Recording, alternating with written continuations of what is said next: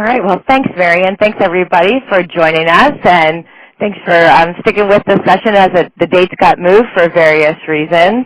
And I recognize a few names on the list, but I know a lot of you are new to me, as I am new to you.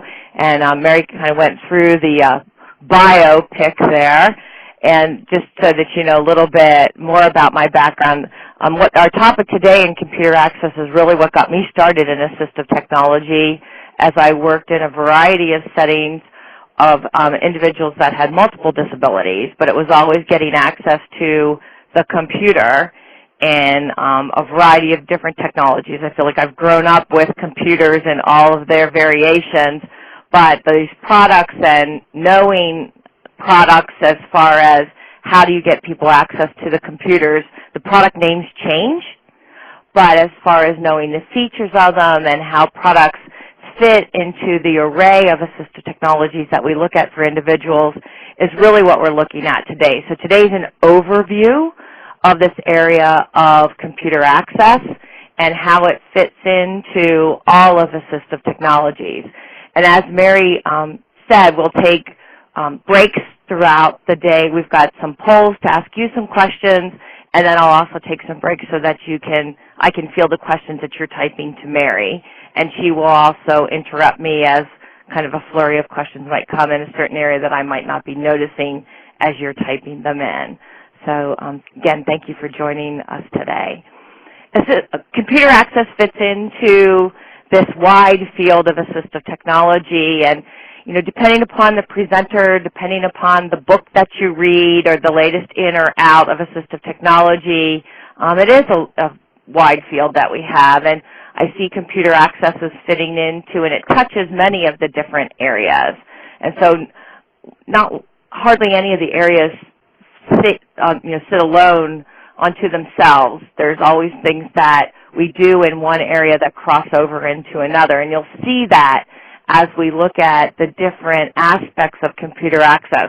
We're going to really focus on the input technologies as we look at the products that AbleNet has in their line of products.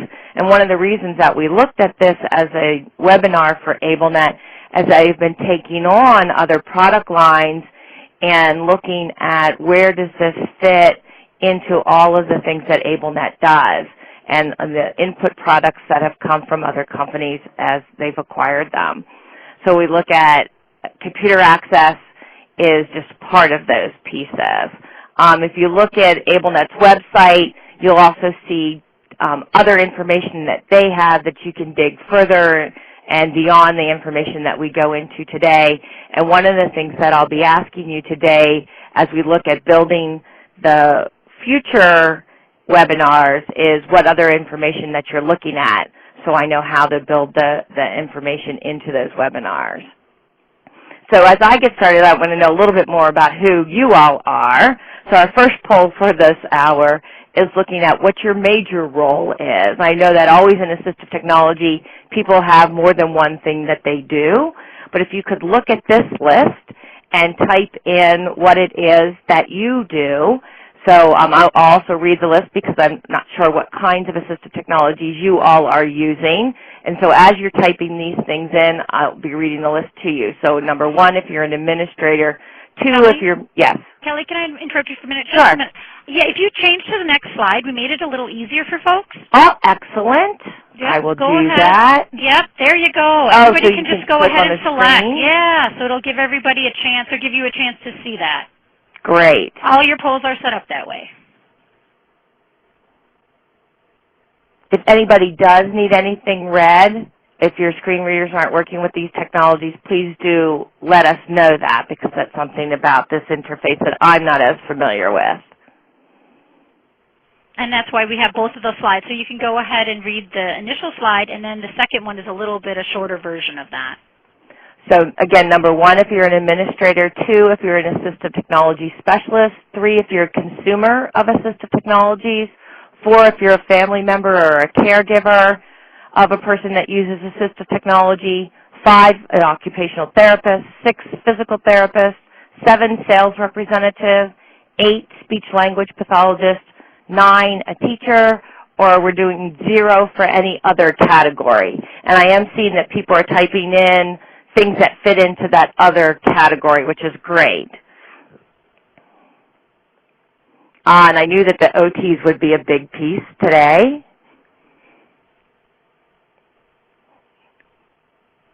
My background, so that for those of you that don't know me, is as a special ed teacher. That's what the majority of my working career was before I went into being a consultant in the field.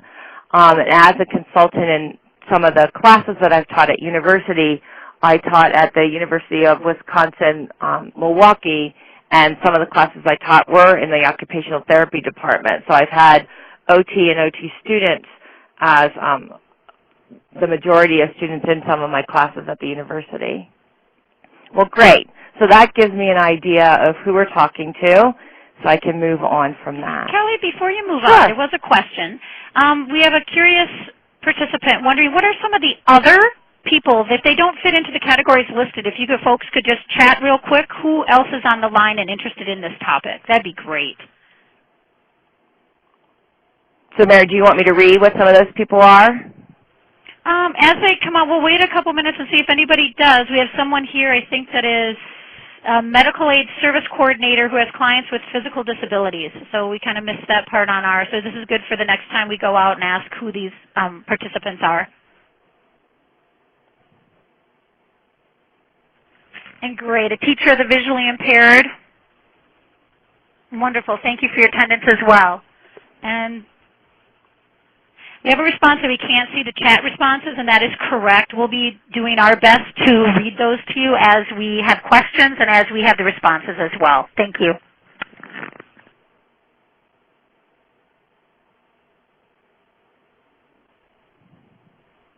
And just a few more. A teaching paraeducator and someone else is working on their ATP. So excellent. Thanks so much. Kelly, I'll turn it back to you. All right. And as I said, a lot of us in assistive technology wear those other duties as assigned, which is how my first job as an assistive technology person came into play.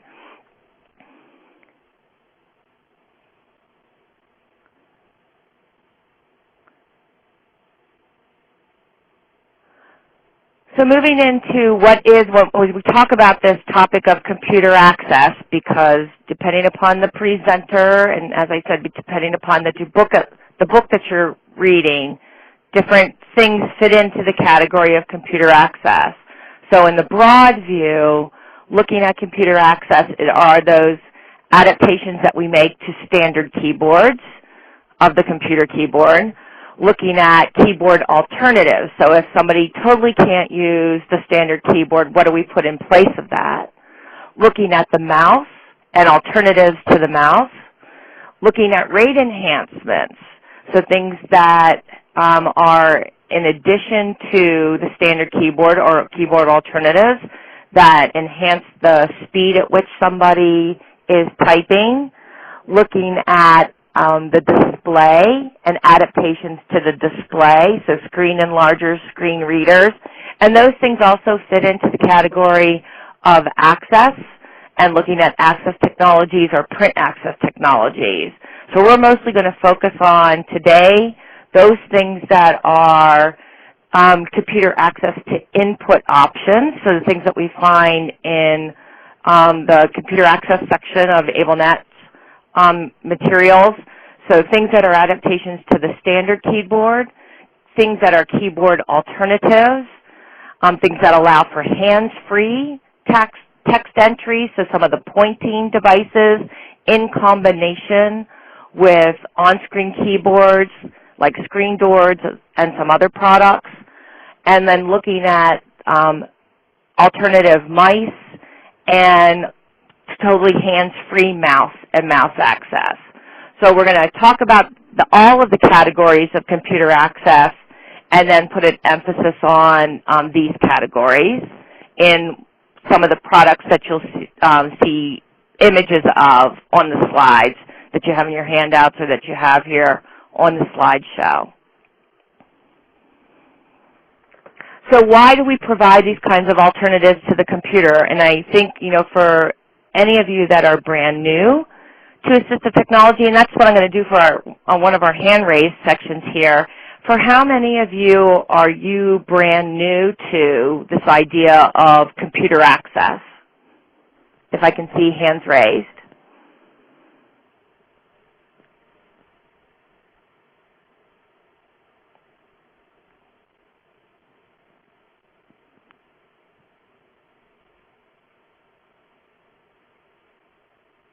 And I'll give people an idea of how many. We have 124 participants right now, just so people know how many people are online.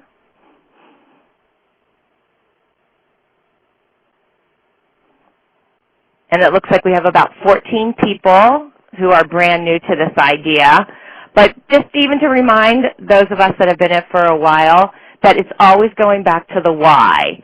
Why are we doing this? Not just what's the new tool and I want to get that gadget into my person's hands, as we find a lot of the eye technologies that are happening nowadays. I want to get that iPad into my person's hands. We're going to deal with the computer access piece right now.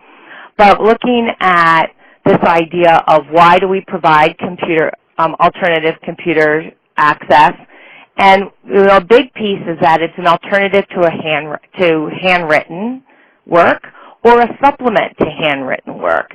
We have a lot of individuals that do have the ability to print or to make marks on paper, and for whatever reason that's not efficient for them.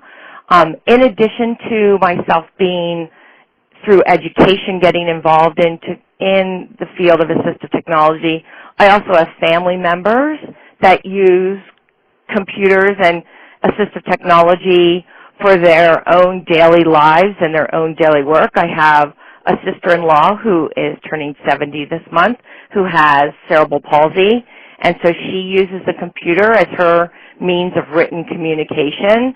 She uses her voice supplemented by a spelling board for her ways of augmentative communication.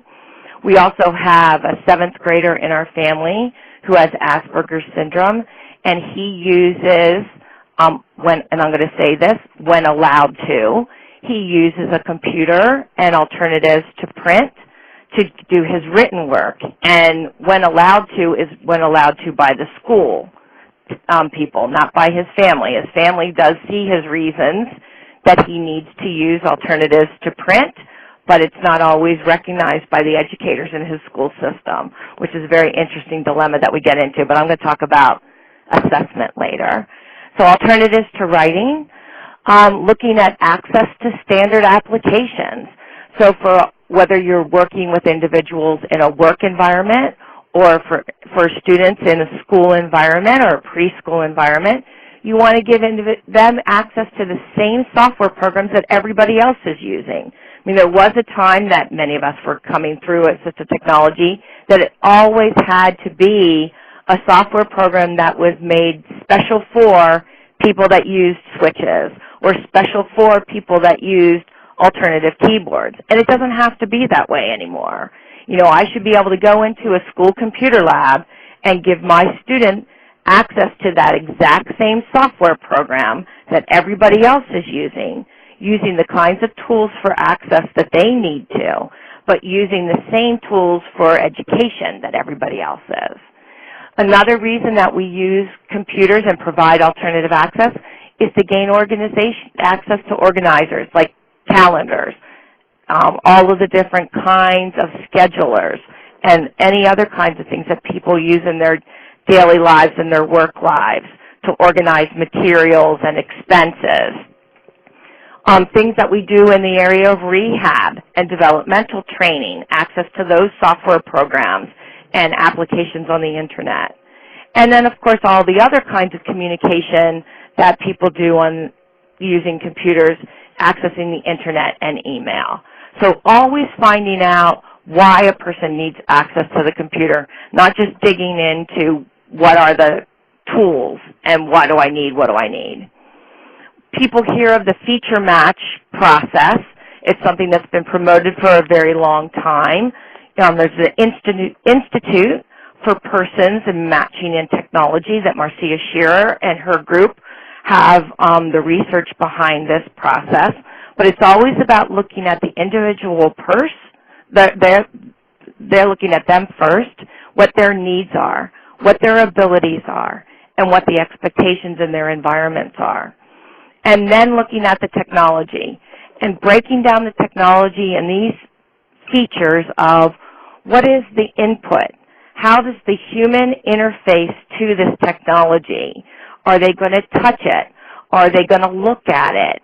Is it something that they access, in a different way through a switch or some kind of alternative to a switch? And we'll be looking at these features. This is this alternative access piece that will look at each of these input areas much further here in the presentation. The processing side of technology is that cognitive access that an individual has with their technology. What's the reading level that somebody has to be able to use this software program or to use this input interface? And things like the layout of a keyboard, the order of the letters on a keyboard, or the alternative to the letters. Are they using pictures to supplement it? Is there a menu to this software program? Does that menu have auditory cues to assist somebody? So these kinds of things add to the processing features of technology. And you always have to be cognizant of a person's independence in using their technology as you look at these features of looking at processing. Then we look at the output side of technology, and this is a very concrete piece. And a lot of times that people get very focused on the output and they forget all the other features of technology. What do I visually get from this piece of technology? What do I get as far as auditory from this technology use? What do I get tactually? If I have somebody that needs to get vibration from a piece of technology, if I need to get braille or refreshable braille from a piece of technology. And then what are all those other properties that I get from technology? So does it interface with secondary technologies? Am I going to be able to use this in conjunction with a projection display or some of those other things that we want our technology products to use in a classroom or in an office situation? So as we look more closely at the input technologies, one of the things that would help me to know as far as our next poll, and I'll click on to where you can click on to, is how many of you are using Macintosh? How many of you are in a Windows environment? Some of you are dealing with both. Also, we have people that are in a Linux environment, and then we'll always stick to that other.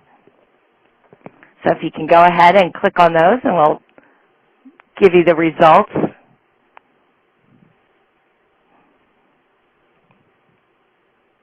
We have a lot of Windows users. So at this point in the polling, that was a pretty quick poll there. We have 8 Mac users, 69 Windows users, and 40 that are in both environments, and no Linux users, so we won't have to deal with that piece, which, to tell you the truth, I'm not prepared for that part right now. We're jumping up now to 70 Windows users. And there is, we do find that there are more adaptations in the Windows environment than in Mac-only environments, but we do have products that cross over both. I'm going to skip back a slide here.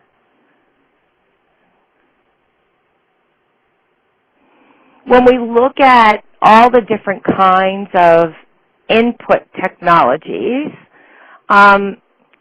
terminology is one of the things that we do struggle with in assistive technology. And some of it has to do with branding and manufacturers kind of finding their terms for their products. Some of it has to do with terminology across field areas. What might be called something in the area of rehabilitation gets called something else in the area of education, and something else in the area of work, and something else in the area of maybe occupational therapy. But so I'm going to go from these technologies, kind of categories today, and hopefully you can make the crossover as I explain kind of what I mean by these technologies. It certainly isn't the be-all, end-all list, but it's a list that I've worked from for a while that was introduced to me a long time ago, and I've kind of stuck with it. And as I go into exhibit halls like ATIA and the CSUN conference and the Closing the Gap conference, these are the terms as I'm looking at products. I look at new products that are introduced and I try and figure out what categories they fit into, and then it helps me to think about what features of products I'm looking at and how this new product that's being introduced compares and contrasts to, not necessarily better, but how does it differ from some of the products that I already know, and how will it meet the needs of clients or students that I've worked with that maybe the current product that they're using isn't quite making it for what their needs are. And if I, was able to tweak it, and I'm going to explain these things. I see that somebody's asking a question about mind control. And what I'd like to say is, of course, it's not the computer controlling your mind, but it's your mind controlling the computer as an access technology. And I'm going to just take a little break here and just to alert Mary that, of course, things that always don't want to work happen in the middle of these. And my house has decided to do a reboot of my computer. So I am now no longer in control. Okay. And I'm going to switch over to my laptop. Sure. So I don't know if that means that we have to do anything differently to get me booted in here. Well, we probably don't, but the other thing we can do is as you have your PowerPoint in front of you, you definitely can talk to the slides, and I can turn from my end. So we really won't need to miss that would be great here. So just let me know when you're ready to advance to the next slide. All right. Well, we can do that. We can go on to the slide for assisted keyboard. It's always lovely, guys. Thanks for sticking with me. Okay, we're there. All right. So with this, as we move into these areas, and I wanted to say is that not one area is any more important than any other unless you're the person that's using it. It's that simple. And kind of knowing the features of these areas is important in knowing the principles as far as when you look at assessing somebody and what their abilities and what their needs are. The area of assisted keyboard is really what you're doing to allow a person to stay on the standard keyboard. And for many consumers, that is an important thing for them. They want to use the computer the way it came out of the box. They want to use the laptop the way it was when they got it. And so you're doing a lot of tweaking to the keyboard itself. So you're making some changes to the acceptance rate of things that are going on the keys.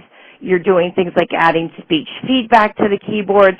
Some of this gets done through software. Some of this gets done right into the keyboard itself. And I'm going to have Mary advance a slide. So built into the keyboard itself as far as Windows, now this is from Windows 7. So based upon what version of Windows you're on, the accessibility features may be within the control panels. You're always going to find some of the accessibility features in the control panels of the Windows keyboard. Some of the features you're going to find underneath the accessories folder, and that's what you'll see here in the first 4 with the magnifier, the on-screen keyboard, the narrator, and the high contrast controls are things that you'll find underneath your accessories folder that you can turn those on right from there. And then the other things for those of you that are in Windows XP environments that you'll need to then go into your control panel to find some of the other features. For those of you in Vista and in Windows 7, you're able to get to all of these through the Ease of Access folders, as well as if you were to go into the control panel, this is what you'll look at. You'll get both the things from the folder as well as the control panel. For those of you in the Mac environment, and go ahead and advance, Mayor, you'll be looking at the universal access preferences. And Macintosh names those things based upon the function that you're looking at. So you're looking at seeing and the things that you can do within that, with the monitor and the monitor's environment. Within hearing and the features that, again, these same features exist within Windows. The things that you can do to the keyboard, like sticky keys and other kinds of functions within the keyboard itself. Being able to add things like filter keys, which adds the ability to hold down keys for a longer amount of time. So for somebody that might drag their finger across a keyboard, and you don't want them they don't want to be activating the keys every time they just move across on their way to another key. So you can slow down that rate of input. And that happens both in the Mac environment and in a Windows environment. And then alterations that you can do to the mouse itself, or if you've got a laptop with a trackpad. So those are things that we call assisted keyboard. And as I said, most of those things are built in, but you can get add-on software programs that make changes for those pieces. There are other things that you can do built in to the Windows environment. If you go into the keyboard control panels itself, you can change things into, and Mary, I'm going to have you switch back to the assisted keyboard screen. And that's perfect timing because we do have a keyboard question I was holding for you. Great. So we'll go ahead and, so let me say one thing about that, and then we'll take the question. And in the assisted keyboard, some of the things that we'll do there are do some rearranging of keys. So we look at being able to be more efficient with somebody using either one-fingered typing or one-handed typing, or even still using all 10 fingers on typing. But, you know, as you know, a lot of people look at our standard layout that we all deal with as a very inefficient way of typing because it was originally created to slow us down on standard typewriters where all the keys were getting jammed. And so arrangements like Dvorak, that's built into the Windows keyboard that you can switch into, are things that you can move into for efficiency. And I'll go ahead and take that question. Okay, you can see on the screen I kind of highlighted the keyboard itself. There's a question if you would go into a deeper explanation about what this layout is. Okay, and I'm not seeing what you're... Oh, that's right. You're not. The Dvorak. I'm sorry. You can't see that. All right. I highlighted it for everybody else on the session. So okay. It's the Dvorak keyboard layout. All right, so the Dvorak keyboard is a layout, and you can go into Google and type in Dvorak and get websites that are devoted to this. But this is a layout that actually was an original layout on a typewriter keyboard where all the home row, where you were to, you know, like if you were a 10-finger typist, where you were to lay your fingers across the home row, would be the most frequently used letters that you type with. And so it would be your vowels. I call them the Wheel of Fortune letters. So it would be T, S, N, the letters that in the United States English typing, you know, you would use most frequently. And they all fall in that home row. And like I said, if you do, actually if you go to Microsoft's website and go to the Enable, E-N-A-B-L-E, section of their website, you'll be able to see a picture of it. And that way, if you turn on the Dvorak layout, you'll know where to put the key labels on your key, on your keys. Any other questions there in assisted keyboard? Might want to mention when and why this would be used. Some of the reasons that people use assisted keyboard is when individuals want to continue to use the standard keyboard, but it's not as efficient for them. Maybe they're a one-finger typist, they're a head stick user, and that the QWERTY keyboard is something that they are moving around very much to get those letters that we use most often. Because if you're at a keyboard now and you look down at the most frequently used letters and you look at those letters where E, the letter T, and the letter A are, they're very far spaced apart, but we use them a lot. And so you're moving a lot for them.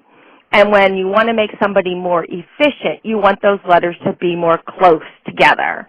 And actually, as we get further in the presentation and I talk about layouts, I'll show this to you. We'll be on a slide, and you'll see a little bit more closely what this is. Okay. And then, Kelly, there's just one more that we'll take, and it's on the screen. It says, what is meant by set screen locators? Some of the features, and again, this is something that I'll talk about when we get to the efficiency section of the processing, is that, and you'll see this feature pop up time and time again, and that's something that we'll deal with when we look more at the switch access section, is that in some of these adaptations, that you'll look for the ability to move onto the monitor using keyboard keystrokes rather than having to move your hands from the keyboard to the mouse. And it's an efficiency thing. So just like you do things from the keyboard like Control-P to go to the printer, you know, to send things to a printer, a lot of people use those keyboard equivalents. And not everything that you can do or would want to do has a keyboard equivalent. And so we can do things from some software programs like the Discover and Envoy, and we can set some other screen locators. And like I said, you're going to see this feature pop up over and over again, and it's really just an efficiency thing. Okay, and then Mary, I'm going to have you move to the alternate keyboard. Okay, it's on the screen. All right, so an alternate keyboard, this is very concrete. You're replaced, because you haven't been able to set up the standard keyboard in a way for either visual purposes or for physical purposes, that you haven't been able to set up a keyboard for somebody, then you're actually swapping out keyboards. So you're using either keyboards like you can see keyboards so that they've got larger letters, more visually enhanced letters, letter patterns. You see the examples that are here on the screen. Sometimes it's about smaller keyboards, so things like the Tash Mini keyboard. You're also looking at sometimes swapping out surfaces. So where some alternative keyboards actually have keys that move, and some people still need that tactile interaction of a keyboard, other keyboards are flat and they're membrane surfaces. So like the IntelliKeys keyboard is a flat membrane surface, so it's not going to move when somebody presses it. And you get the advantage of that is in somebody that might not need as much pressure and they don't need as much distance to activate a keyboard.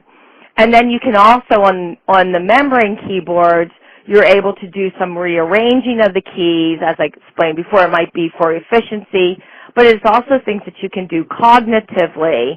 And in that section, I'll show you some keyboards that are arranged alphabetically. So it's not as confusing for some people. It's not a cognitive barrier to look at a keyboard arrangement that doesn't make any sense to them. They might know their alphabet, and they might know the alphabetical order, and then to interact with the keyboard that way. Sometimes the keyboard arrangements or the alternative keyboards are static in that they can only be this configuration. They will always be this standard, what we call a QWERTY layout, Q-W-E-R-T-Y, those first 5 letters across the top row of the letter row, or they are a keyboard that can be variable, so it can be programmable and changeable, and that would be one of those keyboards that you can change out the paper or the overlay. And in this slide, one of the things in AbleNet's line of products is to be able to use the IntelliKeys and then use that in conjunction with Discover. Discover is a software program that allows you to program the IntelliKeys with different overlays and adds upon some features that gives it mouse control. A lot of people know Overlay Maker, which is another product that you can reprogram the IntelliKeys with. And then Discover Pro is a second program that you can also reprogram the IntelliKeys keyboard with. And then we'll switch to the next one. In addition to swapping out alternative keyboards, we also have alternative mice and mouse emulators. And so sometimes it's an actual mouse, but as in the example of the Chester mouse, and the Chester mouse is the mouse with one button that's in the upper right of your picture. And so sometimes it's about taking away options that gives a person easier access to the computer, and you don't have to deal with multiple buttons on a mouse. For other people, it's about the control point of moving the mouse. And you always have to remember when you're looking at assisting a person with mouse control that there are two parts of mouse control that you have to be thinking about. The first part is the mouse movements, and then the second part is the mouse functions. So I have to be able to move the mouse around the screen, and some mice alternatives allow you free mouse control, so I can move the mouse freely around the screen. There are some mouse alternatives that move the mouse directionally. I can just move it up, down, left, and right. And then some mouse alternatives might give you the angles. And you'll see that more in the interfaces where it gives you a set of switches. So you might have a mouse mover that's going to give you 5 mouse buttons, and you'll have the 4 directions of up, down, left, and right, and then the 5th mouse button will be a click. So you have to figure out what this person needs as far as moving the mouse, and you're looking at what they need within the software program, and what also capacity-wise, so their cognitive interaction and their physical interaction and their visual interaction. So there's a lot of things going on when you're making considerations for mouse alternatives, which is why we're going to have a whole session on mouse alternatives. And so some other parts of looking at mouse alternatives, we've got some images here on the screen of looking at the cruise mouse, which is a mouse that is it's a flat, move your hand across it, so it's more like a trackpad mouse that gives you some controls as far as speed and distance. Some people use a joystick as their means of controlling their powered mobility, and they're very familiar with a joystick interaction. Some joysticks on powered chairs can be interfaced to the computer, and so they can be put into a computer mode, and so that can become their mouse, but that's not available in every powered mobility unit, and that's something that you find out and you work through with the manufacturer of the powered chair. But so there are also units that have the ability to be, there are joysticks, like this joystick, that have the ability to be your mouse. And you have to also look with joysticks, are they proportional so you can move the mouse anywhere on the screen, or are they more like a switch joystick so that you can move it just forward, back, left, right, and then you have your switch that would be your click. So here with the rock that's pictured here, you have the ability to move around.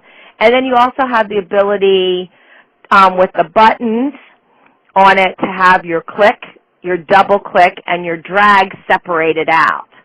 And so when you look at the assistive technology manufacturers' alternatives to mice, they also are give you the capacity to separate out the mouse functions, where a lot of people might be able to move a mouse around, a typical mouse around.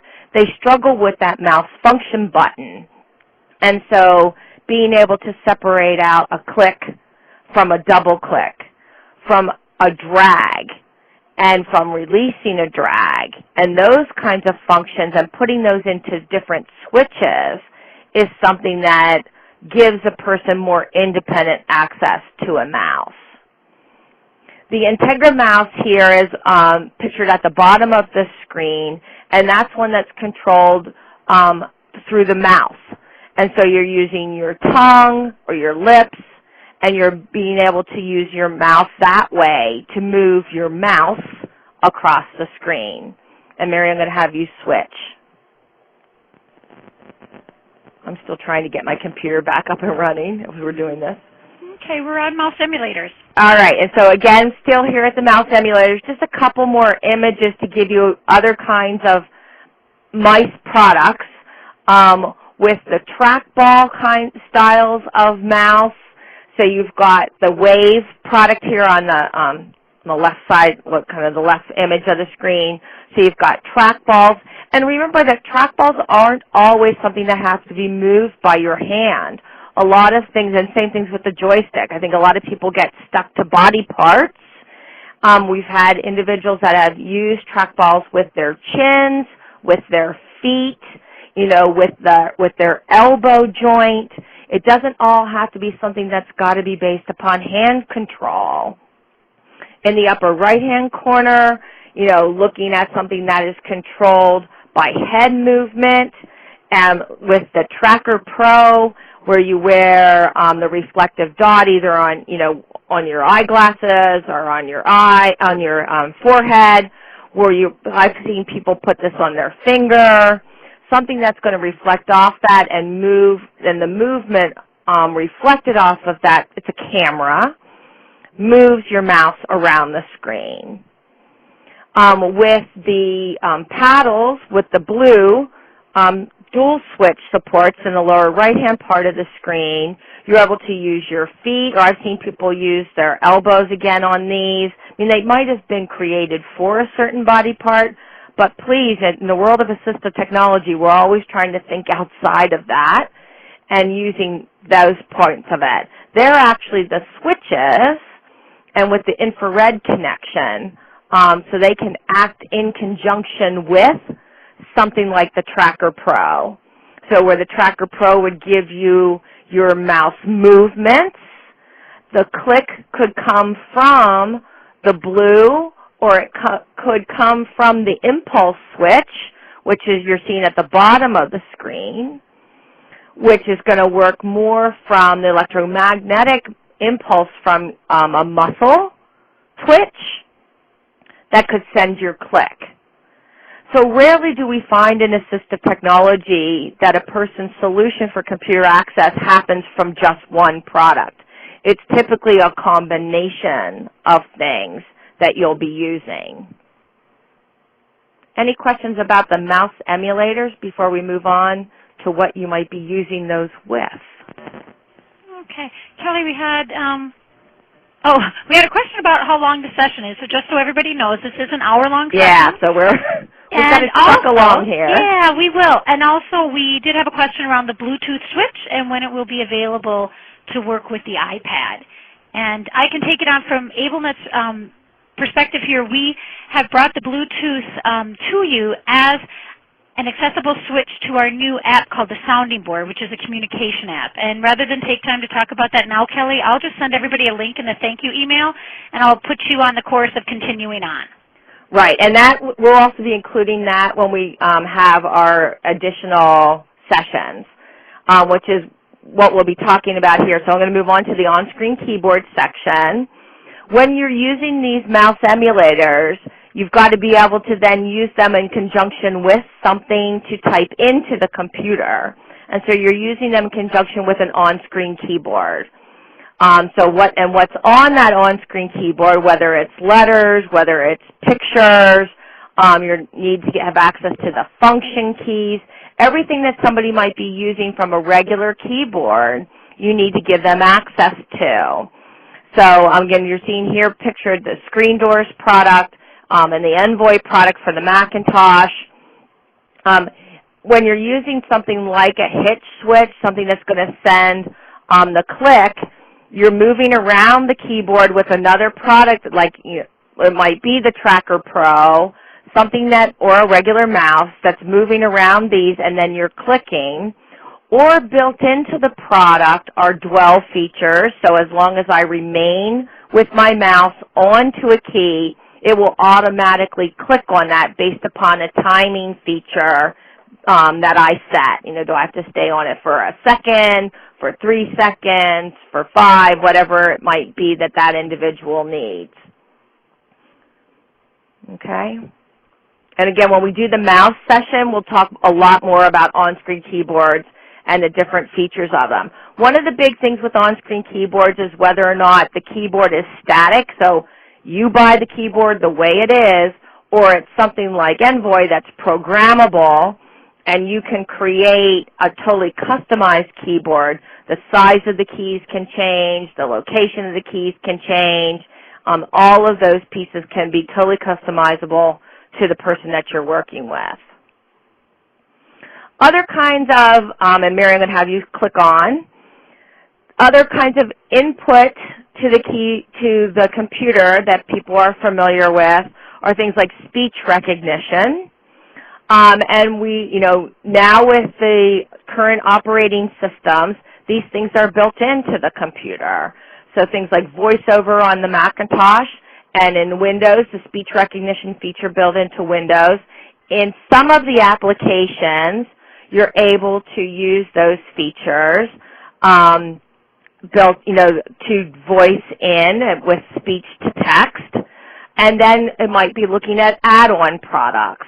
And this is certainly not an exhaustive list of add-on products that you can use, but there are other products as well. And you're always looking, again, is it something that you can add to the list? Is it something that will learn? Is it something that's going to work well with your client's voice? Is it something that's a set list of things? So there are some products that it's just commands, and then some things that will learn, in an infinite amount of voiced-in messages that you can say, and will go along with speech to text. And that in itself is another training. All of these slides are, as many people on the line know, training in themselves. So Mary, we move on. Two other areas, a very growing area is eye gaze control. We're seeing that area grow mostly in augmentative communication systems. But in those augmentative communication systems, these are products that are also being used as a means for computer access. So some of the companies that have these products also are working on a means of using same eye gaze control. So eye gaze control systems work off of one monitor. Sometimes you're looking at 2 monitors, where one monitor or the device itself has the on-screen keyboard. It might be letters, numbers, functions. It may be an array of pictures. And then there might be a second monitor, to which might be the computer monitor that you are typing into your software program. You might be typing into your word processor. One of the things that you're really looking at with these software programs for eye gaze is whether or not you can use any software program and type into from the eye gaze system, or do you still need to use their dedicated software program? So for some of the systems, you still have to use their word processor, their Internet Explorer version, their email program. It's still not for all of the interfaces at the point that you can use any software program in the environment that your other employees or your other students are using. In the area of mind access systems, somebody was asking this question earlier. It's about using brainwave technologies, things that measure the change in brainwave action to send a switch point. So it acts as a switch control. And so we're going to move into switch access. And so it's not that you're thinking a word and it's typing that word on the screen. And, if any latest 60 Minutes or, those kinds of programs show those kinds of technologies, you need to be looking very closely at what the person is doing and what's happening on the screen, because it's not always, they're not always given a complete explanation of what's going on with the technology and the technology interface. Sometimes it's that they're looking at an array of letters, and based upon how they're, it might be, some of it might be in conjunction with some of the eye gaze technologies and how they are using, the cameras are measuring your eyes focusing and using that as a click. Sometimes those things are working together. And we're going to move on to switch access. When you're looking at switch access, you're looking at a couple of things. And Mary, I'm not quite sure how these things are happening on the screen. Okay. We're following right with your, okay, so is everything right with, yep. We're all right, so everything's up there? Yep, everything's there. With switch access, you're always having to know that the switch doesn't plug directly into the computer. You have to have an interface. Even though you might be able to stick a switch into the headphone jack, unless you've got a software program that's set up to take it from that jack, you're not going to be able to do anything with that switch directly. So you have to have an interface. Something like the hitch that's here is set up to be used without software. So you need to know what your program is using. Or do you need to send a click? Do you need to send a right click? Do you need to send mouse movements? Do you need to send a number? And then you plug your switch, any single switch, into the switch interface.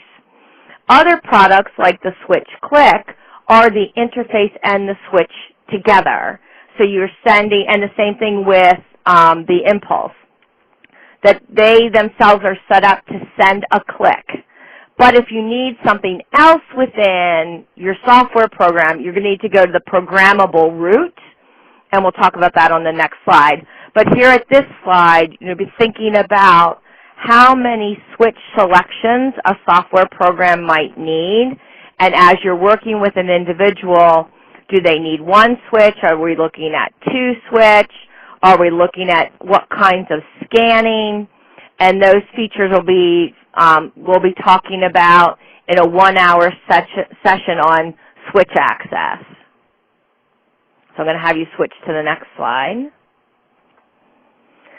As you get more involved in switch access, there are different kinds of scanning. And again, now you're involved with having something up on the screen that somebody is scanning through or listening to in the case of auditory scanning. And so if it's up on the screen, then we're getting involved with, how many targets are being presented and in the way in which those targets are being presented to the person. Whether, in this case it's the envoy screen, it could be the screen doors screen from before. Is the computer automatically presenting it? A lot of this has to do with how a person uses the switch themselves. Are they interrupting the scan? Are they keeping the activation on their switch and then they just need to deactivate their switch?